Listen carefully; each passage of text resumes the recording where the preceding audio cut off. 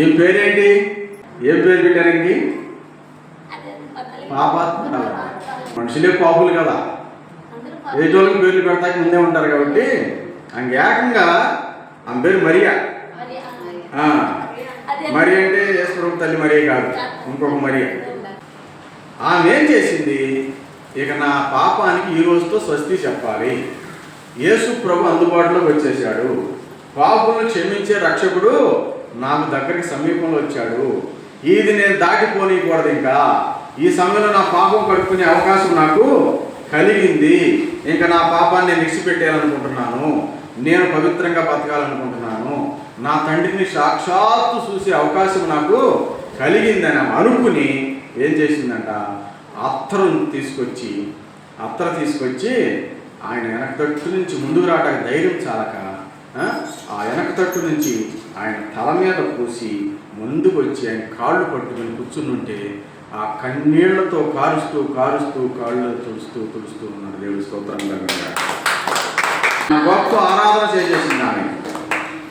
మొదటగా అత్తర పూసింది, అత్తర తల మీద పూసింది. అంటే దాని అర్థం ఏంటంటే తనకున్నదంతా కూడా త్యాగము యేసు ప్రభు వారికి చేసేసింది. మన కోసం త్యాగం చేస్తున్న నా దేవుడికి నా జీవితంలో కూడా నేను త్యాగం చేసేస్తున్నానని తనకు కలిగిందంతా తీసుకొచ్చి ఆయన మీద వేసేసింది. చాలా మంచి పని చేసింది. నన్ను అభిషేకించింది ఎందుకో తెలుసా? నేను సిలువెక్కి తర్వాత నేను చనిపోయి పునరుద్ధానం అవుతాను కదా, పునరుద్ధానం అయినప్పుడు తెల్లగుడ్డలు వేసి సెంటేసి ఉత్తరేసి అన్నీ వేస్తారు కదా, ఇప్పుడే నాకు అత్తరేసేసింది అక్కడ తెలుసు. ఇప్పుడే నన్ను సమాధికి సిద్ధం చేసింది, చూస్తున్న కళతో బాగా చేసింది. కొన్నిసార్లు అనిపిస్తుంది చచ్చిపోయిన తర్వాత మంచివాడు మాటలమ్మా ఇట్లమ్మా అంటే బతికుండగా రెండు మాటలు మాట్లాడితే ఎంత బాగుంటుంది, వాళ్ళు ఎంత ప్రోత్సాహం ఉంటారు చెప్పండి కదా. నేనేదో జీవితంలో లేనప్పుడు అబ్బా మా సార్ ఎంత మంచివాడు అంత మంచివాడు, మా పాట చేసాడమ్మా అట్లా ఇట్లా ఏదో 4 మంచి మాటలు పలికినప్పుడు బతికుండగా పలకండి, నాకు నేను ఎంటాను సంతోషం వేస్తుంది. మీరు ఏదనుకున్నారో అది మంచి కానీలే, లేకపోతే నా మీద ద్వేషం కానీలే, పొగడత కానీలే, తిట్టు కానీలే, ఏదన్నా కానీలే, వాళ్ళ పక్క వెళ్ళాకంటే కూడా నా ముందు మారుకుంటే ఇంకా మంచిది. అదే అంటున్నాడు ప్రభు ఇక్కడ. ఆ తర్వాత ఇక్కడ సంగతి కాదయ్యా, ఇప్పుడే నాకు అభిషేకం చేసేసింది, ఇప్పుడే నాకు సమాధికి ఎలా సిద్ధపరచాలో చేసేసింది. ఈమె చేసిన దాన్ని మీరు గద్దించొద్దు, తప్పులు పట్టొద్దు, ఈమె మంచి చేసింది నాకు. ఆయనను పిలిచిన పరిచయుడు అని చూసి ఈయన ప్రవక్త అయిన ఎడల తనను ముట్టుకొనిన ఈ స్త్రీ ఎవరియో ఎటువంటిదో ఎరిగియుడును, ఇది పాపాత్మురాలని తనతో తాను అనుకునేను. ఈ సీమోన్ అని పరిచయుడు భోజనం పిలిచాడు కదా. ఇప్పుడు ఆయన ఏం చేస్తున్నాడంటే పక్కన కూర్చున్నాడు కదా, ఈమె వచ్చి అత్తరు పోస్తా ఉంది, ఆ కన్నీళ్లతో దాని బాధనంతా దారపోసుకుంటుంది. ఆ పశ్చాత్తాపం వచ్చేసింది దానికి. నా బ్రతికి ఇలా బతికాను కదా, అడ్డగోలుగా బతికాను కదా, వంకరగా బతికాను కదా, ఇబ్బందికరంగా బతికాను కదా, దేవుడికి అవమానంగా బతికాను కదా, ఇంకెంతకాలం రోత బతుకు నేను బతకాలి. బతికిన మాట నిజమే, క్షమించే దేవుడు ఉన్నాడు కాబట్టి నేను ఈ రోజున క్షమాపణ పొందుకుని నేను మంచి జీవితం జీవించాలనుకుంటున్నా, తప్పుడు జీవితం మానేయాలనుకుంటున్నా, నేను యథార్థంగా బతకాలనుకుంటున్నా, పవిత్రంగా బతకాలనుకుంటున్నా అని ఆ నిర్ణయించుకుని మారు మనసు అంటారు. దాన్ని ఏమంటారు? మనసు మార్పిడి అంటారు. మారు మనసు, ఇది మతం మార్పిడి కాదు, అందుకే మతం మార్పిడి కాదు, ఇది మనసు మార్పిడి. మారు మనసు పొంది ఆ యేసు ప్రభు దగ్గర ఏం చేస్తుంది? బొట్టులు కాచేస్తాము, కన్నీళ్ళు కాచేస్తాం. కాళ్ళు కడిగి దేంతో కడుగుతారు? కాళ్ళు మామూలైతే నీళ్ళతో కడుగుతారు. దేంతో కడుగుతుంది? కాళ్ళు కన్నీళ్లతో కడుగుతుంది. అంటే ఎంత కన్నీరు కలిస్తే ఆ కాళ్ళు కడుగుతో గమనించండి. ఎంత పశ్చాత్తాపడితే ఆ మనిషికి ఆ మార్పు వస్తుందో చెప్పండి. ఎంత మంచి మనసు లోపల ఉంటే అంత దీనస్థితి వస్తుందో చెప్పండి. ఇక్కడ చూడండి, కన్నీళ్లతో పాదాలు కలుగుతుంది. పాదాలు ఎక్కడ కలుగుతుందంట? కన్నీళ్లతో కలుగుతూ ఉంది, ఏడుస్తూ ఉంది. తుడిసేది బుడద కలుగుతుందా? తలకురులు అంటే ఎంటుకలతో, తలకురులతో ఏం చేస్తుంది? చూపిద్దామని నాకు లేవుగా, ఇట్లా పట్టుకుని తుడుస్తూ ఉంది. అప్పుడు షాంపులు వాడతల్లా, ఈ కెమికల్స్ అన్ని వాడతల్లా, ఎంటికలు అంత పొడుగున్నాయి అనమాట. ఇప్పుడు అయ్యి వాడి అంతా కూడా ఈ ఆడవాళ్ళ కూడా ఇప్పుడు ఏమని అంటే ఆ యొక్క తోటకూర కట్టలా కొత్తిమీర కట్టలాగా మారిపోయింది. ఇంత అయిపోతాయి, ఊడిపోతాయి. ఏం చేస్తారు పాపం? ఈ మందులు, ఈ తిండ్లు, ఈ షాంపూలు, ఈ కెమికల్స్ ఇవన్నీ కూడా జుట్టు ఊడిపోయే పరిస్థితి వచ్చేస్తుంది. జుట్టునే నమ్ముకోకూడదులే, అది ఎప్పుడైనా ఊడిపోతుంది కదా. దేవుడి మీద విశ్వాసం నిలబడితే ఏది నమ్మినా అది నిలబడదు. ఎందుకంటే నేను అనుభవంతో చదువుతున్నాను. నాకు ఇంత చుట్టూ లేదు, చెప్పినా నమ్మరు. ఎంత చేయాలి? విలువ పెంచినా కుట్టుకోకూడదు. ఇక్కడ ఉండేది గిరిసాలు తిరిగి ఇది ఇట్లా ఉండి అప్పుడు ఇట్లా కానివ్వండి, నమ్ముతారు లేదు. నా చుట్టూ ఎంత ఇష్టం అంటే ఎప్పుడు ఇట్లా అనుకుంటున్నాడు, ఇట్లానేవ్వండి మనం ఇంకెచ్చిపోయేవాడు. నీడను చూసుకునేవాడిని, నేను నడుస్తున్నా నీడను చూసుకునేవాడిని, ముడుచుకునేవాడిని. ఓ భలే ఉంది నా చుట్టాను. మా అమ్మగారు అయితే ఈ కొబ్బరి నూనె నీకే సరిపోతుందా, నీకే సరిపోదు. అప్పుడంటే మా కొబ్బరి చెట్లు ఉన్నాయి మాకు, ఆడించుకొచ్చేవాడు. కానగలో ఏమంటుందని, గానిగ కదా, గానిగలో ఆడించుకొచ్చేవాడు ఇంతంత బాటిల్స్. ఈ నూనె అంతా నీకే సరిపోతుందా అని తిడతా ఉండేది. నా చుట్టండి నాకు ఎంతో ఇష్టం, నా చుట్టండి నాకు నమ్మకం. ఆ నమ్మకం నిలబడిందా, ఆ విశ్వాసం ఉందా, చివరికి ఇది అయింది. కాబట్టి దాని మీద జుట్టు మీద విశ్వాసం ఉంచకూడదు, దేవుడి మీద విశ్వాసమే నిజమైన విశ్వాసం.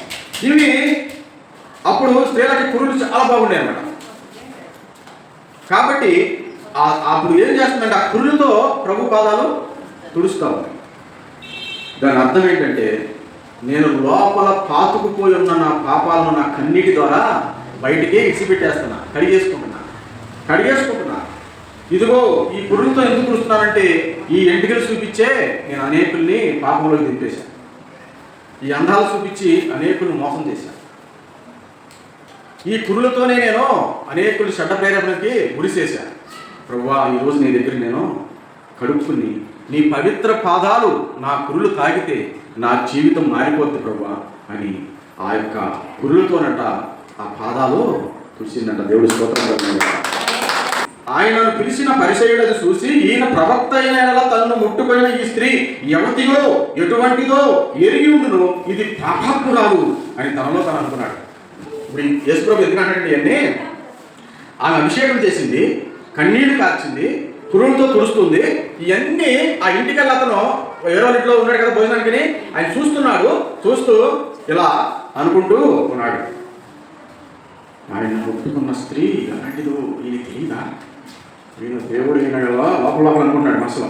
ఈయన దేవుడు అంటున్నారు కదా, దేవుడు అయిన అదంత పాపాత్మురాలు, పాపిష్టితో ఈ ప్రాంతంలో తెలియదా, అట్లాంటి దాన్ని ముట్టుకొని వచ్చా, అట్లాంటి దాంతో మాట్లాడవచ్చా అని తనలో తాను అనుకుంటుంటే, అప్పుడు ప్రభు చెబుతున్న మాట ఈ యొక్క ఉపమానం చెప్పాడు. ఏంటిది, నువ్వు ఆ మాట చేస్తుందని వాళ్ళు అంటున్నావు కదా, నీకు మాట చెప్తా. ఇను, ఒక అప్పిచ్చే అతనికి ఇద్దరు రుణస్తులు ఉన్నారు అని, ఇద్దరు తీసుకున్న వాళ్ళు ఉన్నారు.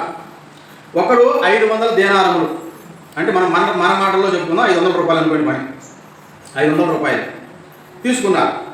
ఒక అతను 50 రూపాయలు తీసుకున్నాడు. ఇప్పుడు వాళ్ళిద్దరూ మేము తీర్చుకోలేమని చెప్పారు. మా ఓపిక లేదయ్యా, నేను 500 తీర్చలేని అతను అన్నాడు, నేను 50 రూపాయలు కూడా ఇవ్వలేని ఇతను అన్నాడు. ఇద్దరిని క్షమించాడు, వాణి లెక్క తీర్చిపోయాలని.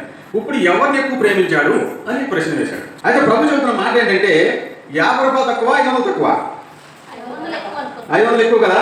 500 కూడా క్షమించేశాడంటే ఇంకా వాళ్ళని ఎక్కువ ప్రేమించినట్టు, 50 రూపాయల అంటే కూడా వాళ్ళని ఎక్కువ ప్రేమించినట్టు. అందుకు ఆయన ఉద్దేశం ఏంటంటే, నువ్వు నీతిమంతుడు అని నువ్వు అనుకుంటున్నావు కదా, పక్కన వాళ్ళే చెడ్డోళ్ళని నువ్వు అనుకుంటున్నావు కదా, ఆమె పాపాత్మురాల స్త్రీ దాన్ని ముట్టుకొని ఇస్తున్నాడు ఏంటి ప్రభు, దాంతో మాట్లాడుతున్నాడంటే నువ్వు అనుకుంటున్నావు కదా, కాబట్టి అది ఎక్కువ తప్పులు చేసిందని నువ్వు అనుకుంటున్నావు కదా. అయితే ఎక్కువ తప్పులు చేసిన వ్యక్తిని నేను ఎక్కువగా పశ్చాత్తాపడింది, ఎక్కువగా ఏడ్చింది, ఎక్కువగా మారింది, కాబట్టి ఆమె నేను క్షమించాను. దేవుడి స్తోత్రం. అర్థమైందా? ఆమె ఇలా చేసింది, అలా చేసింది, ఆమెను ఎట్ట ముట్టనెత్తున్నాడు అని నువ్వు పరమ పరిశుద్ధుల్లాగా అంటున్నావే. నేను నీ ఇంటికి వచ్చా భోజనానికి ఇంటికి వచ్చినప్పుడు నీళ్ళు ఎవరు ఇవ్వాలి? ఇంటికి వెళ్ళేవాళ్ళు నీళ్ళు ఇవ్వాలి. ఆ నీళ్ళకు బదులు ఏం చేసింది? కన్నీళ్లతో కాదు కడిగింది. నీళ్ళు స్తోత్రం కలిగి. ఆ రోజుల్లో ప్రభు ఉన్న కాలంలో ఆ ఆచారం ప్రకారం ఎవరింటికన్నా ఆయన భోజనానికి వెళ్ళాడు అనుకోండి, నూనెతో తలంటుతారు అన్నమాట గౌరవం కోసం. అది ప్రత్యేకమైన ఆలివ్ నూనె అంటారు. ఇప్పుడు ఒలివ నూనె ఉంటుంది, ఆ నూనెతో తలంటుతారు. అంటే అది పెద్ద ప్రత్యేకమైన గౌరవం, పెద్దవాళ్ళకి ఇచ్చే గౌరవం. నీ ఇంటికి వచ్చాను, నువ్వు నూనెతో తలంటావా నాకు అంటలా, వెళ్ళి కూర్చున్నావు అంతే. ఆమె అత్తరతోనే చివరికి నా తలంటింది. దేవుడు స్తోత్రం కలిగినగా అత్తరతోనే. ఇంకా మళ్ళీ అంటాడు, ఏమంటున్నాడు తర్వాత ఆమె నువ్వు ఇంటికి వచ్చినప్పుడు నన్ను ముద్దు పెట్టుకోలేదు అంటే, ఆ రాగానే ఆ వ్యక్తులు ఏం చేస్తారంటే ఇంటికల్లా వాళ్ళు కౌగిలించుకుని ముద్దు పెట్టుకునే అలవాటు ఉంటుంది. అంటే ఆరాధన గుర్తు అనమాట. ఆ రోజుల్లో ముద్దు అంటే ఆరాధన అని, ఇష్టం, ఆ మనిషిని ప్రేమించినట్టు, ఆ మనిషిని గౌరవించినట్టు అర్థం. ఆ ముద్ద అనేది అందుకే అప్పుడు చెట్ట స్టార్ట్ అయింది. ఆ ముద్ద అనేది మనం ఇష్టమైన వాళ్ళకి పెడతాం, బిడ్డలకు కానివ్వండి, చిన్నపిల్లలకి అయితే ఎక్కువ ఇష్టమైంది దానికి ఏం చేస్తాం, వల్ల వెంటనే ముద్దు పెట్టేస్తాం. అది భార్యాభర్తలు కానివ్వండి, లేకపోతే తల్లి బిడ్డలు కానివ్వండి, అన్నదమ్ములు కానివ్వండి, లేదా గురు శిష్యులు కానివ్వండి, ఎలా పెట్టుకోవచ్చు. అదో ఆ ఫీలింగ్ని బట్టి అది ఉంటుంది అన్నమాట. అంటే అదేంటంటే ఇష్టానికి గుర్తు, ఆరాధన గుర్తు. నీ ఇంటికి వచ్చాను, భోజనానికి అయితే పిలిచావు, కనీసం అభిషేకించలను, కనీసం కాలు కొడుకుంటా నీళ్ళు ఇవ్వాల, నన్ను ఆరాధన పూర్వకంగా లోపలికి ఆహ్వానించాల. నువ్వు చేయవలసినవి ఆమె చేసిందయా. నువ్వు అభిషేకించినందుకు ఆమె అత్తలతో అభిషేకించింది, నీవు లోపలికి ఆహ్వానించినందుకు ఆమె నా పాదమును ముద్దు పెట్టుకుని ఆరాధన చేస్తూ ఆహ్వానించింది. నువ్వు కాలు కడుకుంటా నీళ్ళు ఇవ్వలేదు, ఆమె కన్నీళ్లతో నాకు ఆమె యొక్క కాళ్ళు కడిగింది. 7 స్తోత్రాలు. అందుకే ఆమె క్షమించబడింది. అందుకే ఎక్కువగా తప్పులు చేసింది అంటున్నావే, ఎక్కువగా పశ్చాత్తాపడిందని, ఎక్కువగా మారుమనసు పొందింది, ఎక్కువగా మార్పు చెందింది, ఎక్కువగా దేవుని విశ్వసించింది, ఎక్కువగా తగ్గించుకుంది. చెప్పాలంటే నేను పాపాత్మురాలనే అని తగ్గించుకుంది. కాబట్టి ఆమె క్షమాపణ పొందింది అని ప్రభు చెప్పడము జరిగింది. దేహాన్ని ఏం చేసేసిందంటే దేవాలయంగా చేసేసింది. నువ్వు ధర్మశాస్త్ర పండితులాగా ఉన్నావు, నువ్వు అన్నీ తెలిసిన శాస్త్రం తెచ్చిన వాడిగానే ఉన్నావు, అన్నీ కూడా చెప్పగలుగుతావు, కానీ నీకు గౌరవించడం తెలియదు. దైవాన్ని ఎలా ఆహ్వానించాలో, దైవ సేవకుని ఎలా ఆహ్వానించాలో గౌరవించడమో తెలియలా. ఏ విధంగా భోజనం పెట్టాలో గౌరవించడం తెలియలా. ఎలా అభిషేకించాలో గౌరవించడం తెలియలా. ఎలా ఒక సేవకుడు ఇంటికి వచ్చినప్పుడు కాళ్ళకి నీళ్ళు ఇచ్చి గౌరవించాలో అది నీకు తెలియలా. ఎలా ఆరాధన పూర్వకంగా ఆహ్వానించాలో అది నీకు తెలియలా. నీటికి వచ్చి యూజ్ చేసింది. చెప్పాలంటే చాలాసార్లు ఎక్కడన్నా బయట మీటింగ్కి వెళ్తాం కదా, పిలిచిన వాళ్ళు ఉంటారు, మామూలుగా ఇంటికి వెళ్ళవాళ్ళు వెళ్తే పట్టించుకోరు. పాపం అక్కడికి ఎవరు వచ్చి ఉంటారు కదా మీటింగ్ కానీ, వాళ్ళు అలా కూడా చేస్తారు. సార్ కాల్ పెట్టుకోండి సార్, రండి సార్ కూర్చోండి సార్ చేసింది సార్, అట్లా వాళ్ళు ఎక్కడ మూలు ఉంటారు, పట్టించుకోరు. అదే జరిగింది ఇక్కడ, అదే జరిగింది. ఒకటే ఆమె క్షమించబడటానికి కారణం ఏంటంటే ఆమె విస్తారంగా పాపం చేసిందనుకుంటున్నారు కాబట్టి ఆమె విస్తారంగా నన్ను ప్రేమించింది. విస్తార పాపములు క్షమించబడ్డాయి. ఎవరికి కొంచెంగా ప్రేమించునో అదే జరుగుతుంది. ఏది విత్తుతారో అదే మళ్ళా పోస్తారు. ఏ ఇత్తనం వేస్తే ఆ ఇత్తనమే తిరిగి వస్తుంది. అంతేగాని వంగ తోటలో పనసగింజలు ఎవరు ఏరలేదు. అప్పుడు అంటున్నాడు ఆమెతో, అమ్మా నీ పాపములు నేటి నుంచేగా క్షమించబడ్డాయి. నా పాదములు ఎప్పుడైతే తాకావో ఇక నీ పాదములు పరిశుద్ధమైపోయినాయి. ఎప్పుడైతే నన్ను ఆ అత్తతో అభిషేకించావో నీ త్యాగము నా త్యాగంలోకి లీనమైపోయింది. నేను త్యాగం చేసి సిలువెక్కినప్పుడు ఆ రక్త సంబంధమైన బంధము నీకు నాకు ప్రేమగా మారే అవకాశము ఉన్నది. ఒక ఆమె ఎవరో తప్పు చేస్తాం చూశారు, పట్టుబడింది, రాళ్ళు కొట్టుకున్నారు, ఇక పారిపోతా ఉంది. వేసి కొట్టండి, వేసి కొట్టండి, వేసి కొట్టండి. ఏంటంటే కారణం, ఆ రోజు చట్టం చెప్పింది ఏమనంటే ఎవరైనా చెడు పని చేస్తూ పట్టబడితే వాళ్ళు రాళ్ళతో కొట్టి చంపండి. అప్పుడు ఏం చేస్తున్నారు వాళ్ళు, వెనకాల పడి రాళ్ళు సరి ఆమె చంపేయాలని ప్రయత్నం చేశారు. పరిగెత్తింది. చెప్పుకోగాడు ఏసై కనిపించాడు. ఆయన కూర్చుని ఏదో రాసుకున్నాడు. వెళ్ళిపోయాడు, పడిపోయింది. ప్రభువా నన్ను కాపాడమని పడిపోయాడు. అందరూ వచ్చారు రాళ్ళు పట్టుకొని. ఓ ఈ దగ్గరికి వచ్చిందా అనుకుని, ప్రభువా ఈ స్త్రీ ఒక తప్పు చేస్తూ ఉండగా, విచారం చేస్తూ ఉండగా పట్టుబడింది. ఈ శాస్త్రం ప్రకారం, మోషే ధర్మశాస్త్రం లా ప్రకారం రాళ్ళతో కొట్టి సంపాదన రాయబడి ఉంది. కాబట్టి నీ ఉద్దేశం ఏంటి? వాళ్ళ టైం రాబడింది అన్నమాట. మరి నువ్వేమి చెప్పబోతున్నావు? నీ ఉద్దేశం ఏంటి? మరి నీ దగ్గరికి వచ్చింది కదా, నువ్వు సంపాలా వద్దా? రాసి లేదు కానీ ప్రభు ఒక మాట కూడా అన్నాడంట. ఏంటంటే ఈ స్త్రీ తప్పు చేసింది కదా, తప్పు ఒకలే చేస్తారా? ఒక మగవాడు ఉంటే కదా జరిగేది. మరి ఈ స్త్రీ పట్టుకొచ్చిన నీవు ఆ మగవాడు ఎక్కడ పోయాడు అడిగాడు. ఆ మగాడు నెంబర్ 1 అక్కడికి సగం తెచ్చాడు. తర్వాత ఏమన్నాడు, మీలో ఎవడైనా పాపం చేయలేదు, నేను నీతిమంతుడే, నేను తప్పు చేయలేదు అనుకున్నవాడు ఎవడో ఆ స్త్రీ మీద రాయన్నాడు. చూడండి, ప్రభు దగ్గరికి ఆ స్త్రీ పరిగెత్తుకు వచ్చింది కాపాడమని. ప్రభు అడిగిన మాట ఇంకొకటి ఏంటి, నెంబర్ 1. తర్వాత మీలో పాపం చేయవాడెవరు మొదట ఆమె మీద రాయగా అన్నాడు అని ఆయన ఏదో రాసుకుంటున్నాడు. అట్లా రాసుకుంటుంటే ఒక్కొక్కడు అంటే ఉంగుని చూసేదంట, అమ్మ బాబాయ్ నా పాప రాసేస్తాను ప్రభు, ఇది చూసి అమ్మ నా పాప రాసేస్తాను ప్రభు అని చెప్పి ఒక్కొక్కడు పడిపోయిందంట. అప్పుడు తెలిసిందంట పాపం లేని వాడు ఎవరు కూడా పక్కన మనం ఎప్పుడు తప్పులు పట్టకూడదని మొత్తం వెళ్ళిపోయారంట. అందరు పాపాలు రాస్తున్నాడట. నువ్వు ఇది చేసావు చూడండి అని వాళ్ళ పాప మాట కనిపిస్తామన్నట. ఒక్కరు మిగిలిపోతే అమ్మా ఏమన్నాడు, అమ్మా అమ్మాని పిలిచావు ప్రభువా, ఇది ఎవ్వరు పిలువని పిలుపు, ఎన్నడూ వినని పలుకు. నేను ఆ పాట విన్నప్పుడు ఇదేంటి ఎట్లా రాశారన్నా నాకు తెలియక స్టార్టింగ్ కొత్తలో అమ్మా అని పిలిచావు ప్రభు, ఎవరో పిలవరు, అమ్మని ఎందుకు పిలవరు?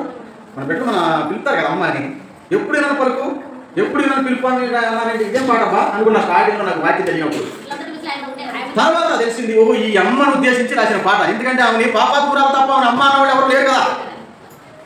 ఎప్పుడు ఆమె అమ్మ అని పలికే వినలా, బావే అదే ఇదే అక్కడ ఇట్లా ఇది తప్ప అమ్మాయి అనలా. కానీ కొత్తగా అద్భుతంగా ఆశ్చర్యంగా ఒక మాట ఏంటంటే ఏంటి, అమ్మా వీళ్ళందరూ వెళ్ళిపోయారా, నీకు ఎవరు శిక్ష వేయలేదమ్మా అన్నాడు.